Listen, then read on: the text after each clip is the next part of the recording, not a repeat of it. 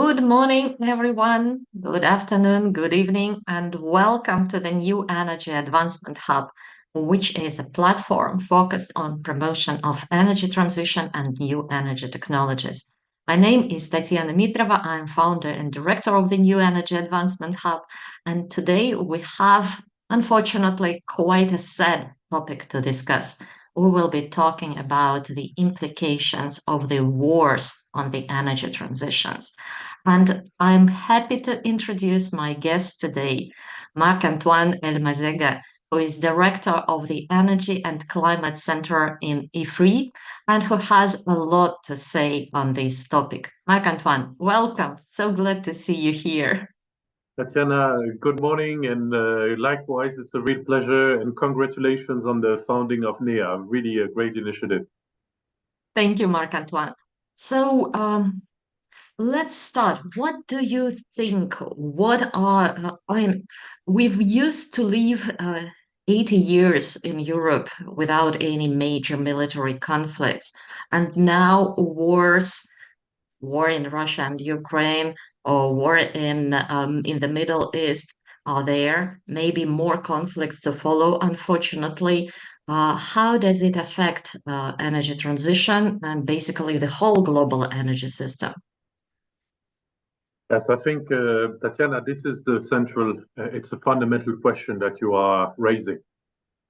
We had the Paris Agreement in 2015, and that, of course, was a landmark agreement. Most of the countries, if not all, finally signed and ratified it. And at the time, the world was still more or less cooperative.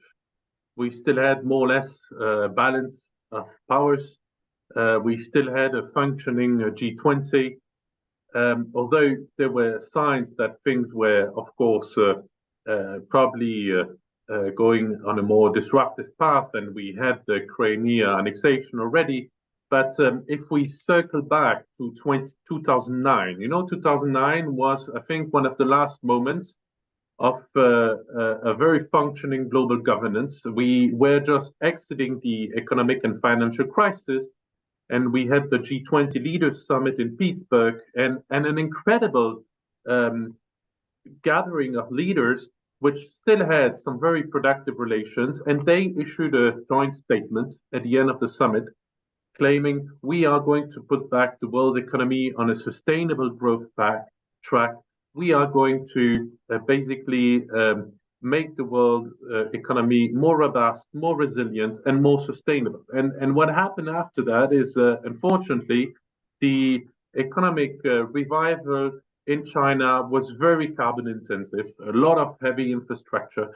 And just in 4 years, China emitted plus 3 gigatons of CO2. So that was absolutely dramatic in many senses. And ever since then, the global governance has been less and less effective. Of course, Russia's annexation of Crimea and operation in Donbass made it even more difficult. And later on, we had, of course, the pandemic, and the reaction to the pandemic was not cooperative at the global level, and that has kind of reinforced the tensions. And then came, I think, this tipping point indeed, which is February 2022. And in my view, both in the short and medium and longer term, it is a major spoiler of our global ability to reduce the climate change, to address climate change, and to keep the planet on a viable path. And what do I mean by that?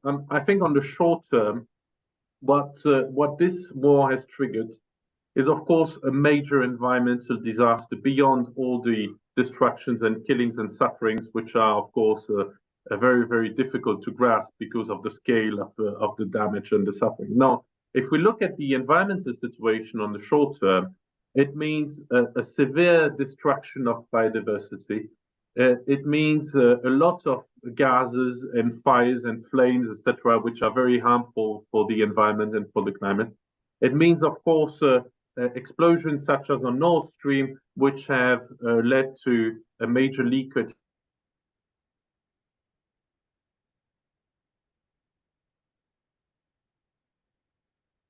of methane. the upcoming, probably very severe forest fires that we will unfortunately see in summer. It also means that if we are to reconstruct Ukraine, well, this is going to be very CO2 intensive because it means more concrete, it means more steel, and ultimately that means more emission.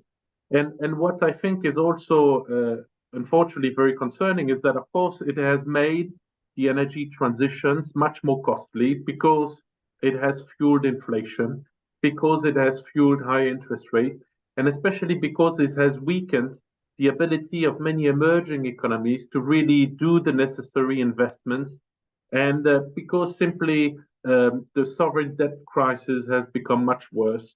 And of course, in a world where major powers are ramping up massively their investments into military expenditure, all this money is not going for the energy transition. And I think that's a major, major problem. So we have the cost of deploying low carbon technologies, which overall is probably increasing with a few exceptions, but we can discuss that.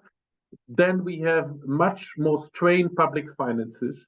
And then we will unfortunately see a spiral of wars, because the war in Gaza is not coming out of nothing. Of course, it's an accumulation of injustices and of frustrations, and there are terrorists, etc., etc.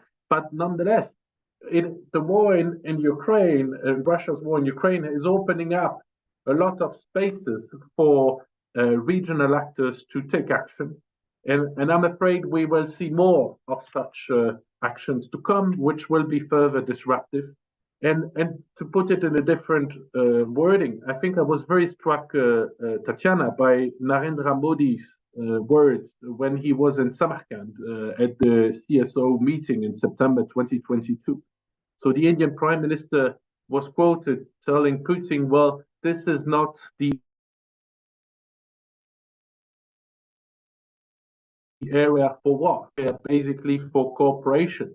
And of course, he had in mind climate change. Of course, he had in mind the fact that the world still needs to lift out of poverty over 1.5 billion of people, and that we are way not on track to meet the SDGs. So definitely, it's a new situation we're in. So just at this critical decade, at this critical juncture in the world, where we see that many tipping points in climate change are being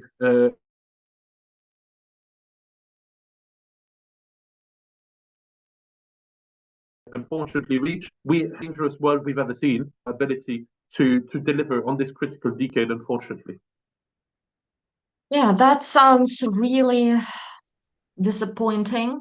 Yeah, exactly at the period which is critical, as you've mentioned, and indeed, we are observing the evidences of the climate change already happening now, not sometime in the remote future, but now, and in all the expectations that should have been assigned to unify and to support each other in the face of such a tremendous threat. But on opposite, it seems that this fragmentation and confrontation is only increasing.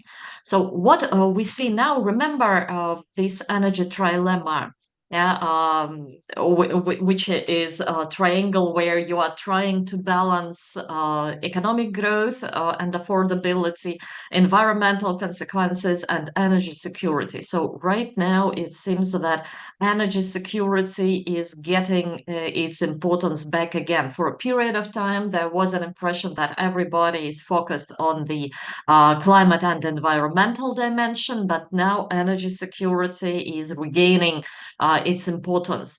And what this shift means for energy transition. So is it rather supporting it?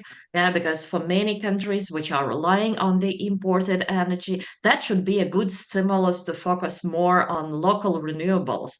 Or is it destroying the incentives? How would you assess? I've seen very contradictory statements from different market participants. So, what's your impression here?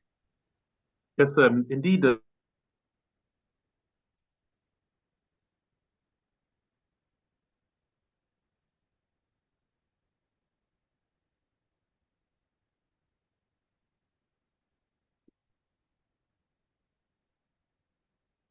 advantages for the energy transition, but also with serious challenges, I think. If we look back at this triangle, I think actually it's more a pentagon, because one would need to add to that public acceptance, which I think matters a lot. And I think we should also now decisively add to that resilience of value chains. And this particular aspect brings me to one fundamental point, which is that in a world of confrontation, in a world of strategic competition, we risk to see an increasing suboptimal allocation of capital. So, and in many places, we will probably see a scarcity of capital, and that is unfortunately notably the case in sub-Saharan Africa. And this misallocation of capital and the fact that we will have to basically build, unnecessary, in principle, in an ideal world, we would have and we would optimize the value chains at the global level, and we would all benefit from the lower deployment costs and from the capacity to build a much bigger scale, much faster, all the low carbon technologies we need. Now, because of this confrontation, what we will have is the need to basically relocate, for example, some of the low carbon value chains very close to our consumption places, but obviously with higher costs, with more resilience, but with higher costs. And as I said, there is no government left in the world which has a large spending or an unlimited spending capacity, and companies are also, I think, under severe strains for various reasons. So I think here I see a major issue which should not be understated. And indeed, what we've seen is obviously for most countries in the world now, deploying large scale solar PV makes full sense. But I think it is a wrong assumption to consider that, well, solar PV is just going to beat out coal. No, I think what we will see is probably a prolongation of coal, and I think it's no surprise that in 2022 and in 2023 and maybe this year again, we will see, or we have seen already, record high consumption levels of coal, notably in electricity generation. But simply because coal means, in many places in the world, energy security. It means social stability, and what I'm afraid of is that leaders in the world are now more and more concentrated on the short term rather than on the long term. And pushing more coal makes sense for the short term, but of course not for the longer term. So what we obviously see is that we have an accelerated deployment of solar PV, but at the same time, record high level of coal demand. And we have a fundamental issue, because the more now you push solar PV in electricity systems, the more you have variability, and the more you need to invest in flexibility tools. And those flexibility tools, these are the pieces that are very complex and expensive to develop. It's not the solar PV panels, which are now, because of Chinese overproduction capacity, worth almost nothing, right? But it is the cost to integrate them in electricity systems.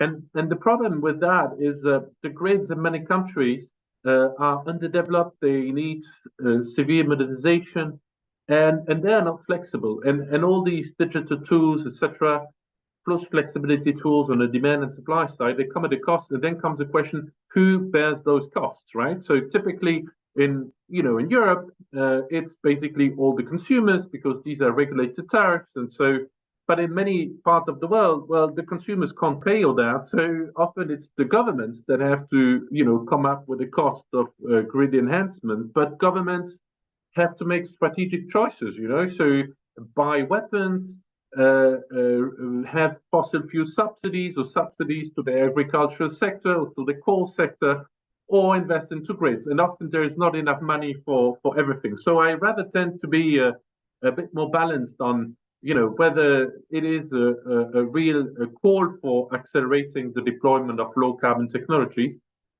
But nonetheless, I think, at least in the Western world, what the polycrisis have led to is much higher energy and electricity prices. And then I think that is a fundamental positive signal if we really think it through, because if we, the decade we had was a decade of too low prices. And so with these too low energy prices, you couldn't really invest into the decarbonized systems that are needed, right? So at least now we are probably more at a say reasonable price level. Now the problem is, of course, it comes with a lot of distortions, and actors and stakeholders have difficulties to adapt because, of course, it is a brutal change, and so that leads to a lot of frictions in systems. But what I'm very concerned about is that in many emerging economies, these price shocks are actually indeed rolling back the ability to deliver on the SDGs. I think stakeholders are weakened. I think economies are weakened, and we see it. We have a situation of subdued economic growth, and that is very concerning for those 1.5 or 1.8 billion people that are still to be lifted out of severe and extreme poverty, including energy poverty, right? So I'm just thinking the rising prices, yeah, that's normally a good incentive for energy efficiency and for the renewables, yeah, for switching to the local fuels instead of expensive imported goods. But at the same time, the costs for renewables and for basically for all energy transition technologies, due to the inflation, due to the supply chain bottlenecks, they are also increasing. And it reminded me very much of the challenge that most of the post-Soviet countries have been facing for the last 20, 30 years. So there is a clear understanding that if you want to improve energy efficiency and incentivize new technologies, you need higher prices because otherwise economics doesn't work. But at the same time, the very moment there is even minor price increase, you get social resistance and protest. I've got an impression, correct me if I'm wrong, that basically during the last 2 years in Europe, this tremendous price shock, which we all saw on the spot market, that it was significantly offset by the subsidies, because the governments were not actually ready to transfer these price increases directly to the customers. Is it your reading as well? And given all the agriculture protests and everything, would the governments, even in rather rich European countries, be prepared to really expose their population to the market prices? And second question, will the governments in the rest of the world really accept higher prices if it is provoking social protests and unrest? Mm-hmm. Yeah, indeed, Tatiana, we had a very, a real crisis situation in Europe, triggered by Russia's progressive cut-off of gas supplies to Europe, and then, of course, the sanctions and embargo measures that were introduced from the European side on a large part of Russian hydrocarbon supplies to Europe. So, in fact, we had a very large decoupling of the very close energy relationship between Russia and Europe, and which actually indeed building on a situation of structural underinvestments in the oil and gas systems in the world over the last few years, which in a normal world would have been, very much aligned with what is needed to get us to 1.5 degrees trajectory, but which unfortunately, of course, in the world of wars and is obviously a real challenge. So what we had is a very dramatic price shock that has started with gas, that has contaminated the electricity system because of the electricity market design here. And indeed, governments have reacted in Europe with massive subsidies to consumers, and because it all came so quick, and because the price shock was so dramatic, Unfortunately, the decision was in most cases made to basically give out huge subsidies to all the categories of consumers and not trying to pick and choose and really make a very surgery type of interventions to really help those that are the most needed, because simply it all came too fast, too big, and in a context of very rise of populism. So most governments were very concerned by the fact that this would probably fuel populism if such an intervention would not take place. So to give you two numbers, Tatiana, we had, and colleagues from Bruegel calculated that. Bruegel is a Brussels-based think tank.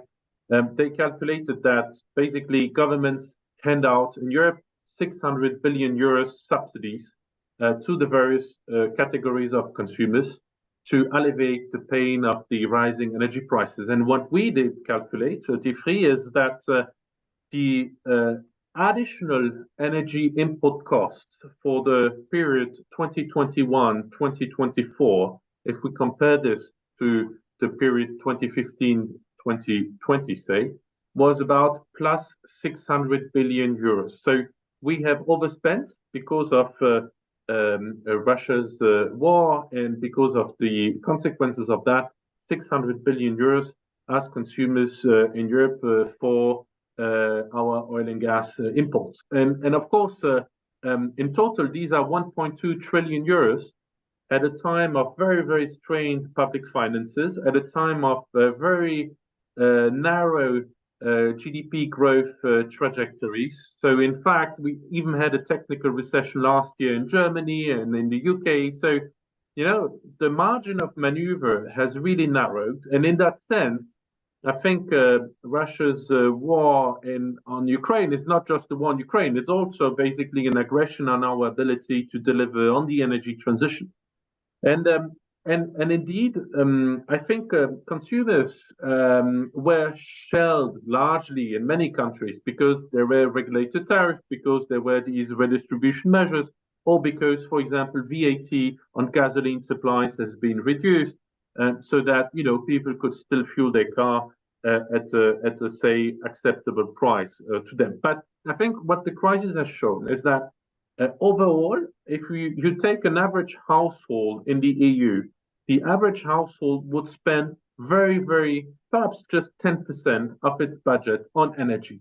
And of course, it might be a bit more if you live on the countryside, have two cars, and have to travel to work with your car. Now, overall, I think the situation was made very clear that we have enjoyed way too cheap energy.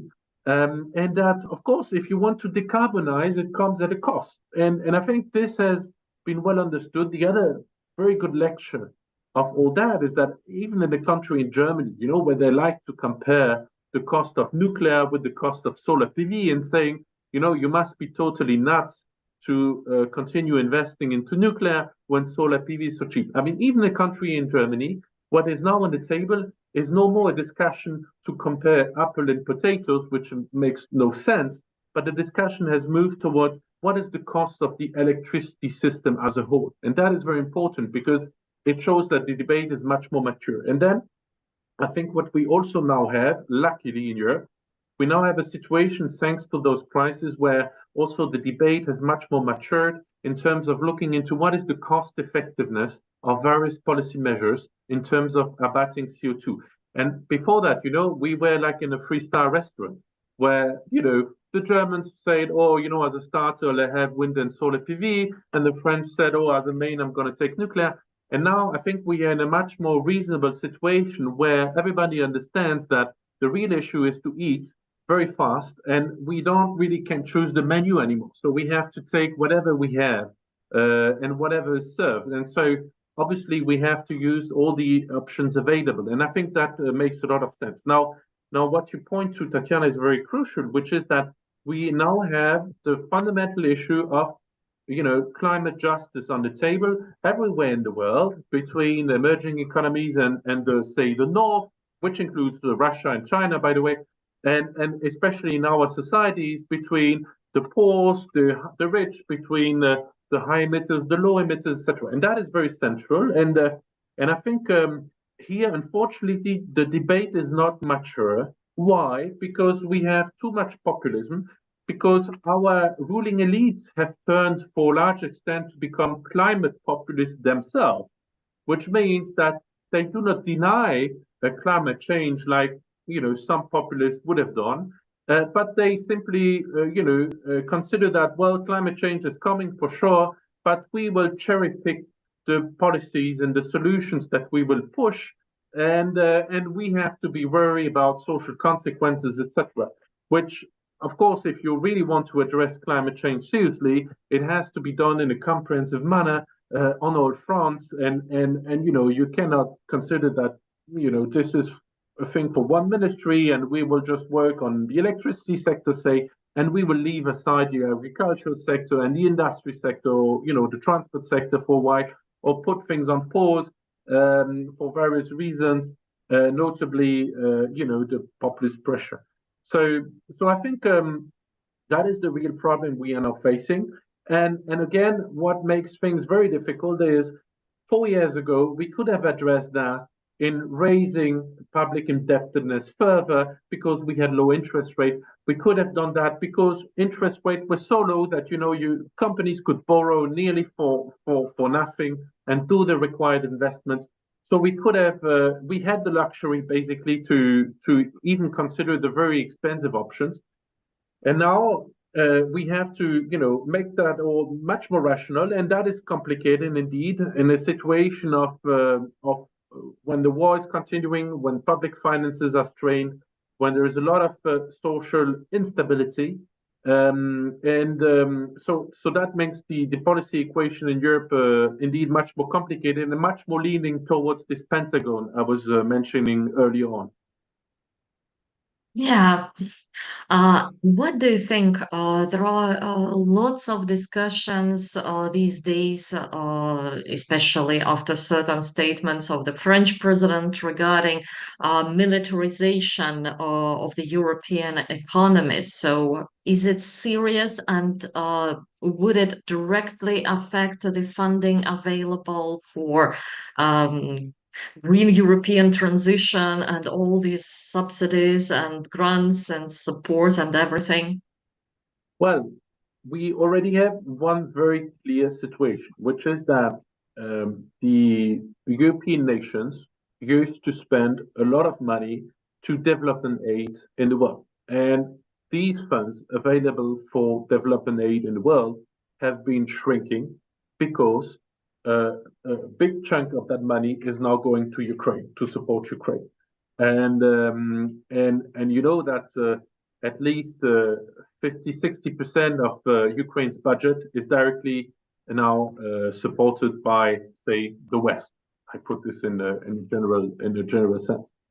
The second aspect, so it means that already because of that war, I mean, if you are an emerging economy, what did you have? You had higher food prices, higher fertilizer prices.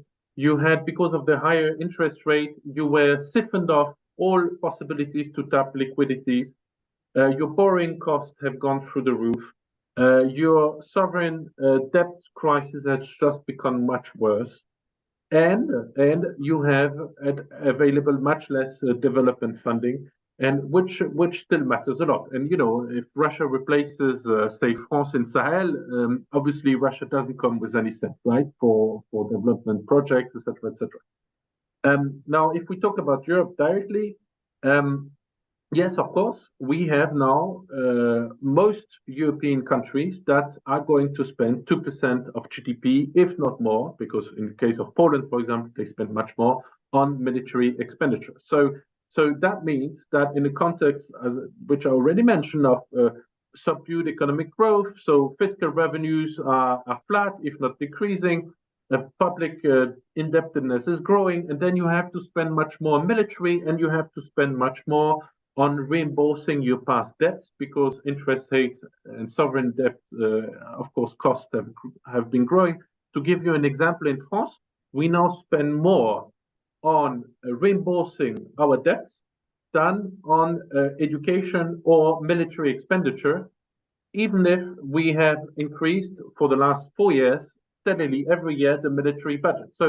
So this is a very serious situation, and if you wanted to disrupt literally the European ability to deliver on the Green Deal, I think if that was the calculation in the Kremlin, well, it's unfortunately, I mean, there are elements that show that it's working. Now, on the military spending, very precisely, I think, of course, many countries in Europe had enjoyed the dividend of peace since the fall of the Cold War, and had basically totally neglected military spending for good reasons, because things were working well with Russia for a long time.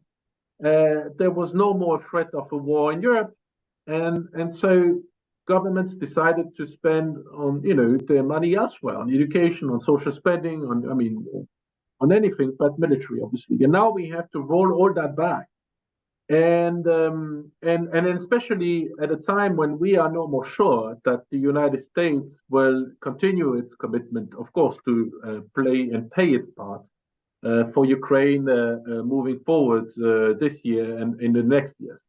So yes, that is a huge strain on resources, and what is now being discussed is to go back to this joint borrowing, whereby all the European countries will decide that yes, the European Commission can borrow money on global financial markets in order to basically finance the weapon purchases for the Ukrainians, the military build-up of the Europeans, so that we can further support Ukraine in terms of its military effort to protect its sovereignty, and of course prevent an aggression of possible aggression of Russia in the coming years against the NATO country.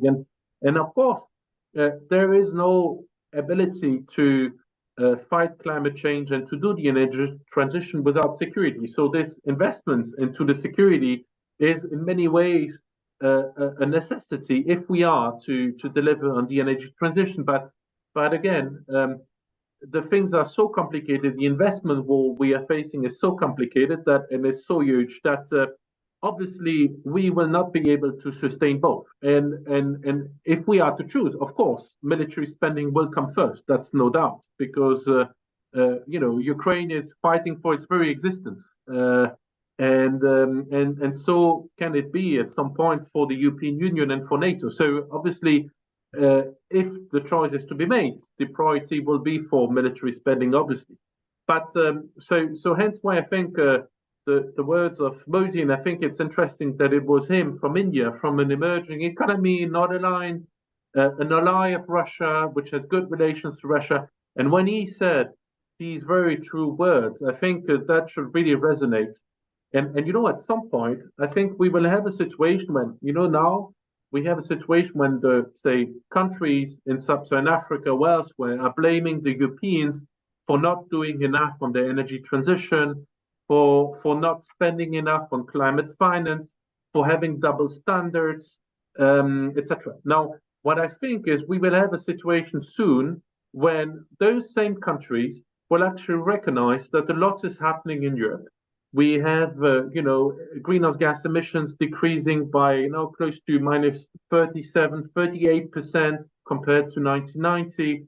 We are living up to the commitment finally to, deliver 100 billion on climate finance, although too late, although it's not enough, but still. But then at some point, these very same countries, and including India most likely, will turn to China and Russia and say, well, what did you do actually, to prevent all these climate disasters that we are facing, and all these costs that come on us. And of course, they will look into February 2022 and consider that, yes, most likely this is when ultimately the world went off track to deliver on the 1.5 degrees trajectory. And even for a country like Russia, and this is what makes me so sad about all the situation, or especially sad, is that the northern hemisphere is warming up much faster than the southern hemisphere, right? So we will be double or triple hit by climate change than other countries in the world. which, by the way, will already be, right? And so, of course, we are richer, we have more money, we can adapt, and some see that there are opportunities. But, for example, I looked back into history, and there's two periods in the end of the 1960s and the end of the 1970s when the Soviet Union had an absolutely disastrous agricultural crop. And the Soviets had to basically buy lots of agricultural products, which they did very smartly, and it fueled inflation in the US. But they went to US traders and basically bought up a huge chunk of the US agricultural production, of course, also in Europe. And these kind of events will be repeated, and they will be they will fuel instability in Russia. They will be very destabilizing. And not only Russia, of course, but it can happen in Europe, it can happen in Northern America, etc., etc. But the point is, we will have, because of all that, a much more unstable world. And an unstable world means, of course, less cooperation. It means a lot of disruptions in terms of trade, in terms of security, in terms of food prices. And all in all, we will have also a much more sustained systemic inflation. And this is also what makes me very concerned, because we know that the energy transition is inflationary per se, right? Because if you decarbonize agricultural production, yes, it costs more than if you use a diesel tractor, yeah, for example. Low carbon ammonia, yes, it costs more than ammonia based on cheap natural gas, where the CO2 price is not included. If we are in a situation of a de-optimized global trading system, well, maritime shipping costs will increase. And by the way, if you are to decarbonize the shipping cost, the maritime shipping fleet, of course, it will come with a cost, right? So the systematic inflation is there. And I'm afraid that this will also be a very destabilizing. So if you add to that systematic inflation that we have, disruption in oil and gas supplies, the fact that we have geopolitical shocks that appear, and now, we had Ukraine, now we have Gaza, then we have the Red Sea Strait, and maybe now we will have the Indian Ocean hit also by Houthi strikes, and maybe in 2 or 3 months we will have the Iranian nuclear crisis that boils over again. I think all these things will fuel this systematic inflation further.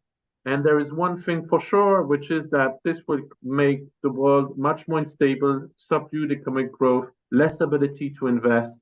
And ultimately, yes, we might have this, slower growth of global greenhouse gas emissions, but because we have lower economic growth, etc. But the point is, we need to reduce those greenhouse gas emissions by 10% per year if we are to align with 1.5 degrees.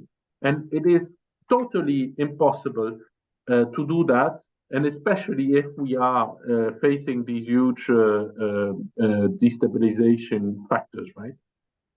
Yeah, well, looks quite gloomy picture, but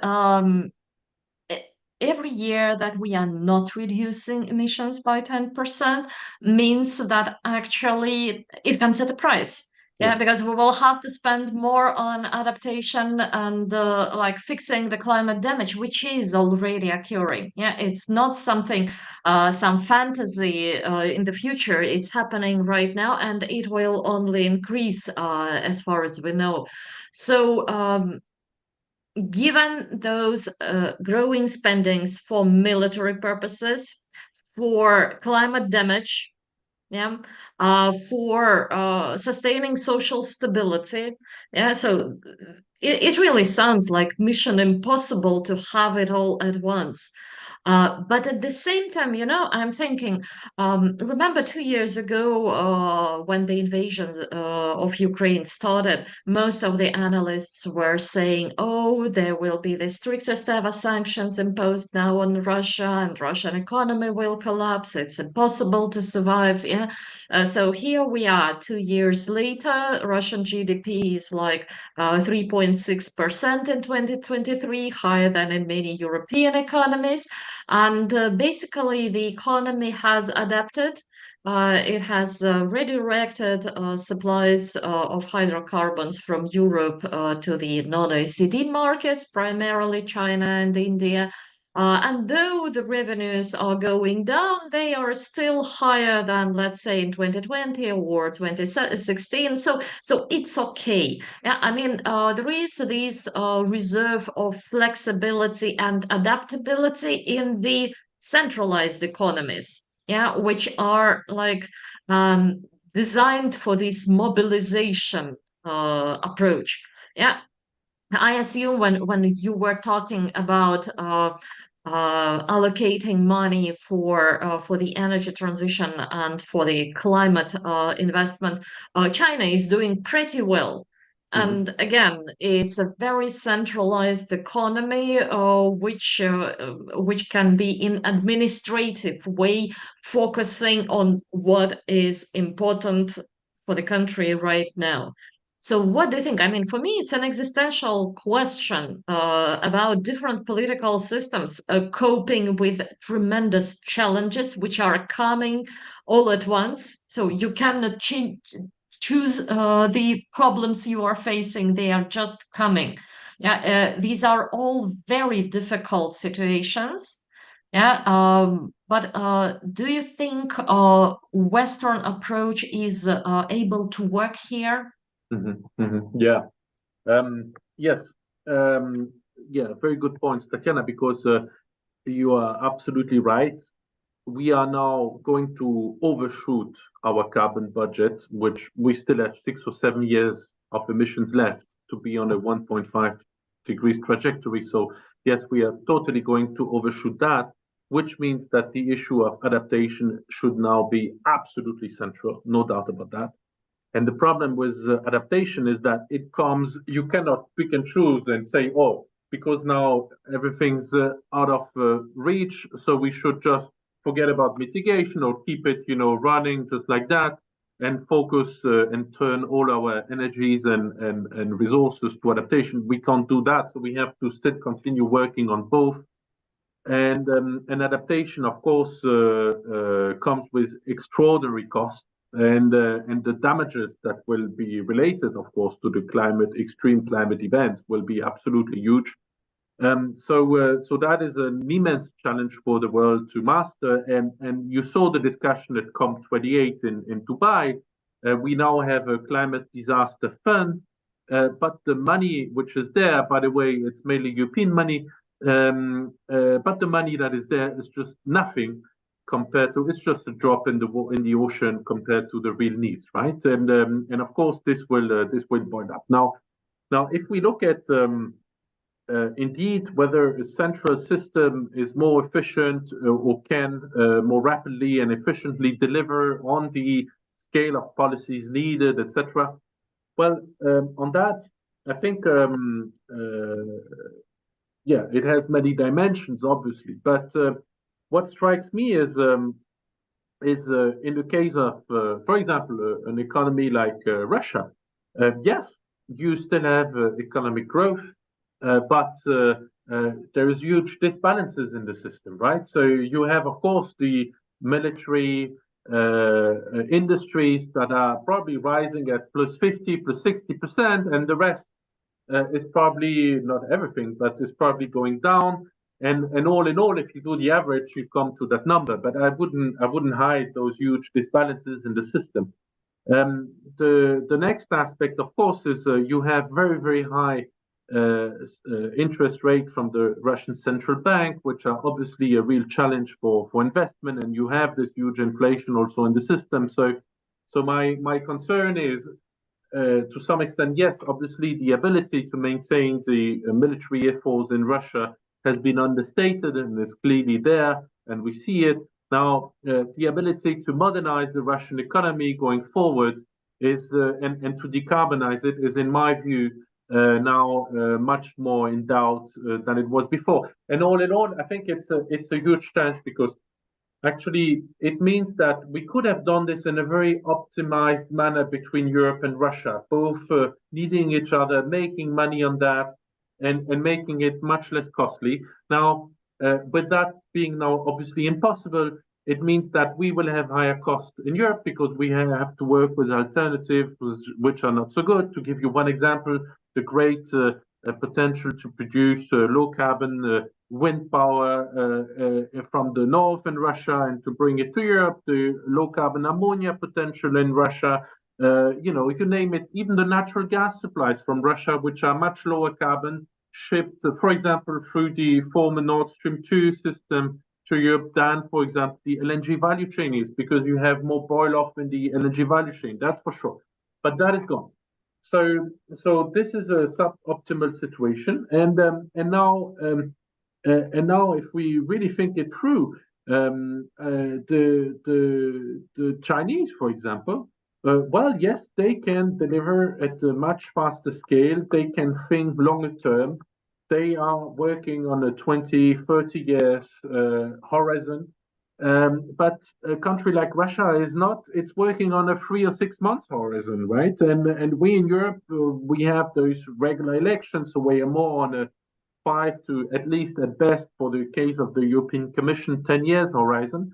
But it's true that democracies tend to have difficulties to work, on the longer term, when in principle more authoritarian or centralized states obviously have this ability. Now, the question is, what do they really do with that? And if I look at China and Russia, well, China needs open markets. China needs basically global stability to sustain its economic growth internally, because it's still very much export oriented, because its social stability is still very fragile, and because it has all these overproduction capacities. So it has to make sure that the Suez Canal remains open. It has to make sure that there are no tariff barriers that are imposed on Chinese goods.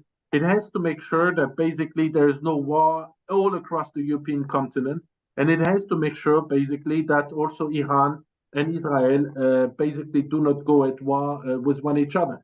Now, is that the case for Russia? Well, I think, in fact, if you look at the Russian economy and where Russia has now put itself into, I think the Russians are more likely to strive in a world of chaos than in a world of stability, and this is what makes me very concerned. And this is where probably the main difference between China and Russia is, or between India and Russia.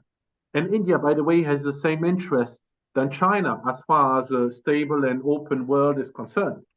And so here, at some point, I think also, and we saw also, the statement from Prime Minister Modi goes exactly into that direction. The statement is, end this as fast as possible, because it is starting to really bite into our own national security and stability. And I think we are now progressively getting to that point where obviously the Chinese and the Indians, but also the Brazilians and others, have an interest in all that to end rather than to continue, and especially boil over the current boundaries, right? And so if I look further, I think, for example, for the Europeans, there are opportunities here, obviously, to continue working with China and developing some win-win relations. And these opportunities are unfortunately no more present with Russia, but I'm afraid they will be less and less present also between Russia and India, and between Russia and sub-Saharan African countries, or Russia and China. And that is of course a really bad news for the world, because the world needs Russian gas if it is to phase out coal in an accelerated manner, or phase down coal at least. That's for sure. Russia could have an extraordinary potential to deploy nuclear reactors in many emerging economies who are willing to and interested in buying Russian technology. But the problem is Russia is also there cornered itself, and especially its ability to finance these plans, right? I mean, the technology is great in Russia, no doubt about it, but the problem is now going to be the financing, and possibly also in a few months or years, the sanctions. And so all that is very bad for the world, and is adding, I think, to those structural disbalances that we are addressing. Now, perhaps one rapid word on Europe. I think indeed, our information space in Europe has now also been infested in many ways by disinformation and by a very poor public debate on the energy transition. And here, foreign powers or etc. that fuel disinformation, be there from Russia, China, or the US, obviously they're just building on our own structural problems in here. And the very core problem is that we have had some very unproductive debates over the last 3 years between Germany and France, for example, over the Germans saying nuclear is bad and has to be stopped, and France saying no, it's very good, and these kind of things, or the colors of hydrogen. I mean, total nonsense. So we've spent so much time on these total nonsense things that we have also created the routes for citizens and others, contemplating at all this and thinking, well, there's something wrong here, right? I mean, they do not know where they are leading us to, and the only thing that we see so far is rising energy costs, rising bills, and uncertainties of a job, and in our industries, and especially the energy-intensive ones. So obviously, these parts of the population are more prone now to listen to those who oversimplify everything and who come up with very simple answers to very complex issues, right? Yeah, it's very strange that during this whole discussion, you've mentioned the US only one time. It would be unimaginable, like 5 years ago, talking about geopolitics and all these international players and this whole landscape. But what is happening? I mean, is US no longer such a significant part of the game for Europe? Is it Europe like taking on its own this whole geopolitical perspective? Yeah, Tatiana, you're right. And what we saw with the United States over the past few years is that finally they came back to the climate governance table, to the climate action table with the Inflation Reduction Act, with the fact that natural gas has largely displaced coal in the electricity system, with the fact that they finally decided that EVs are not something just for the Chinese, but that it's worth investing into that and deploying their whole value chains in that. But we have a number of issues with the United States, and I'm afraid they will just become much more problematic as we move forward, because the United States has done progress on CO2 emissions, but not on methane emissions, and that is, I think, a very, very huge source of concern. Not that they are the only large methane emitter in the world, right? But still, they should be exemplary there, and obviously are not. The second point with the United States is that we will have growing trade tensions with them as we move forward, because obviously we have to build a fortress Europe that is smart, that is not discriminatory, but it will not only target China, for sure. It will also target some Turkish goods, some Indian goods, and of course some US goods. And we have no choice if we are to preserve some of our energy intensive industries. And for us, the United States is a continent that is increasingly going to be a major economic competitor. We still had a trade surplus with the US. Now we have this virtual pipeline across the Atlantic with all these LNG coming in, and we have now also more oil supplies from the US coming in. And what we hear now from the CERAWeek in Houston last week is clearly a message that the world needs energy security, and from the lenses of the very powerful oil and gas industry in the US, energy security means more oil and gas investments, and it doesn't mean more renewables or low carbon solutions, right? It's primarily about going back to oil and gas. And also, what is very new is a discourse that aims to finger point the European energy transition as being a major global energy security spoiler and a major global economic security spoiler. And that is very new. And that comes obviously from parts of the Republican camp, not all, of course, etc. But we are concerned that this music, which is now being picked up again by some in the Middle East, will just turn into hardcore reality of policies should Trump become the next president, or should Congress have a Republican majority in the coming 2-3 years, right? So definitely, even if let's assume they exit again the Paris Agreement, um, of course, California, which has a huge carbon market now with Quebec, and etc., all that will continue, and some of the leading U.S. companies will obviously continue, but some of the SBTI-aligned efforts that they're doing.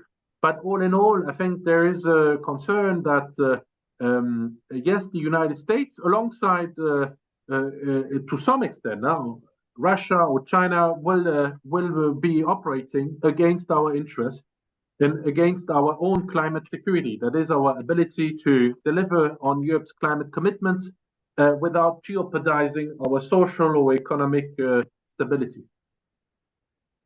It seems to become more of a world of fortresses. Yeah, very fragmented and very focused on their own interests, which is absolutely understandable. Who will care about your interests other than yourself?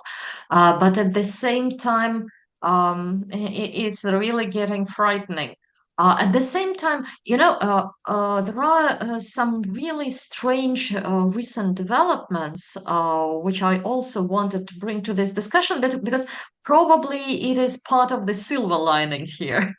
Um, so recently, with the war in Gaza and with all the attacks in the Red Sea, I mean, in the good old days, that would like double the price of oil. What is happening? So is it the result of energy transition, which is smoothing down these implications? So do we see this incredible adaptability of the oil and gas markets, which is far exceeding all the expectations? So how do you explain it? Yes, I think Tatiana, you are right. The oil and gas markets have proved to be extraordinarily well functioning over the past 2, 3, 4 years. Extraordinarily flexible, and also Russian stakeholders have proven to outsmart in many ways the great thinkers in our treasury departments, and in their ability to circumvent many of the sanctions that were put in place, noting, of course, that nobody really wanted to disrupt the physical flows of Russian oil. It was just about the finances, and here we can discuss to what extent it was successful or not. But as you mentioned it, the point is the Russian budget revenues are still there. Now, yes, what is happening? I think it is a result of several factors. Again, there's flexibility in shipping. The fact that we have a subdued economic growth in China these days, and also in Europe. EVs are actually having a small, but in these circumstances, growing impact on gasoline demand. Of course, we have aviation that is going through the roof in terms of emissions and in terms of oil demand, and we still have the petchems. But all in all, in a situation where there's a lot of supplies from non-OPEC countries, yes, indeed, it was a huge surprise that one of the world's key choke points being so disrupted has had so little impact on global oil supplies. Now let's see. That was not the most critical choke point. The most critical one is Hormuz, and that still remains under jeopardy if we think that indeed the potential for conflict between Israel and Iran is growing over the next months. But all in all, I think, yes, it has proven this, and it has also proven probably that a country like India and a country like China are now fully part of the equation. And they are also talking to Russia, they're also talking to the Houthis, they're also talking to the Iranians, they're also talking to the Saudis. It's not just anymore the United States and here and there some European leaders who think they have an influence there. No, I think they are also part of that equation, and it also will probably also have to deliver some stability, or at least I wish so, because of course they have major stakes there, right? So, a short answer to your very fundamental question. Yeah, thank you. Marc-Antoine, we have a question. What agenda is it reasonable to set for COP29, taking into account this changing turbulent context? Yeah, I think COP29 in Azerbaijan is actually to be seen as a major step towards COP30, and the decisive COP now is COP30 in Belém on the Brazilian presidency. At COP29, what we need to do is obviously two things. A is to deliver more on climate finance and continue structuring these funds and making these more efficient and improving the access of capital and liquidity at a much cheaper rate for a number of emerging economies, notably in sub-Saharan Africa. I think that is decisive, and the French are very committed to that, and I think the Azeri presidency as well. But the most important thing is that this COP has to be used to really build up the momentum for all the Paris Agreement signatories to increase their national determined contributions for the Belém COP, because they have to do that 9 months in advance, so 9 months before COP30. So basically, just a few weeks after COP29 in Baku, they will have to come up with these enhanced NDCs. And so what this COP should be about, and the Copenhagen summit that was just held last week was also about that. It is to really make sure everybody really understands what is at stake, enhances the commitments, but especially comes up with very clear strategies, not just commitments, but some very concrete steps to deliver on these commitments. Because again, we are running out of our carbon budget, we are running out of time, the climate threat is mounting, and so commitments are not enough. We will have to have a real implementation. So I think this is what all that is about. So then, Marc-Antoine, tough question. So if you were to decide, what would be like the 3 first steps, given that we are running out of time and out of carbon budget, what are the most urgent things to do, especially taking into account this global turbulence and wars becoming like a part of our life, as actually they have been for many millenniums of the human civilization. Yeah, but our generation grew without them. Yeah, so we are unused. For us, it's a shock. But okay, it's our world today. So how do we deal with that? First, I think I would address with the Chinese the issue of solar overproduction capacities and how to best roll out the maximum potential of solar PV in the world. It's done incredible progress. What is needed is that there are Chinese investments into solar PV outside of China with a much lower carbon footprint to reassure governments that there are no or reduced at least geo-economic risks related to that, and that we have with the Chinese and with all those that are willing to do that, a major funding efforts for grid development in the world. That is to be absolutely essential. And I give you one example. For example, in South Africa, one of the key obstacles to rolling out renewables is clearly corruption in many ways, but it's fundamentally the weak grid in South Africa and the very difficulty to connect all those. There's hundreds of projects at megawatt scale that could be connected, that are ready, that are even constructed, but that are not plugged in. And why? Because the grid is so weak. So here we can, I think, really make a very fast and quick difference. The second is, I think, on natural gas. We have to all agree that natural gas is absolutely essential alongside the renewables to phase down coal.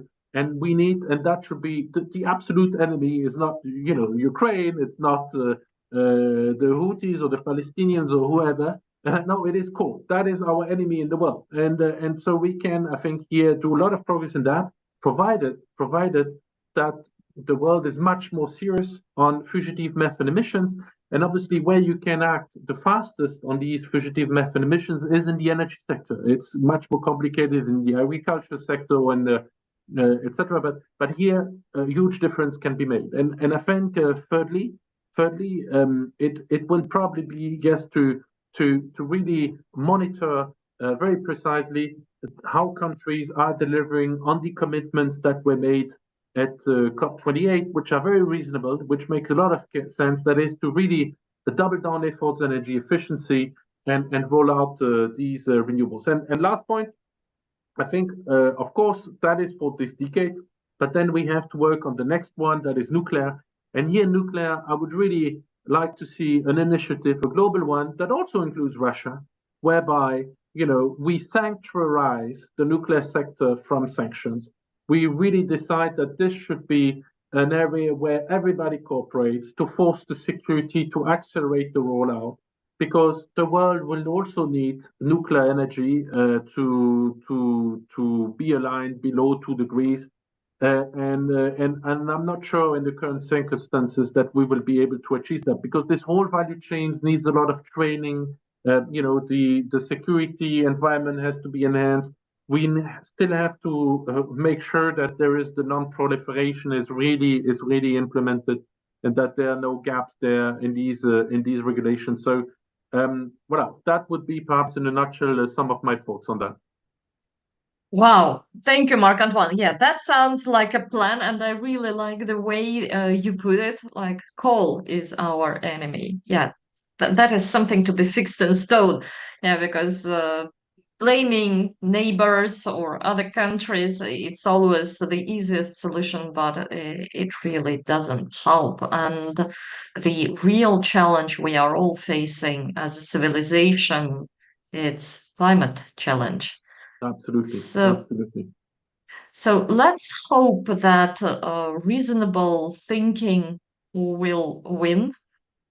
Let's hope that despite all these destructions and confrontations and mutual mistrust and fragmentation, nevertheless, common wisdom will work.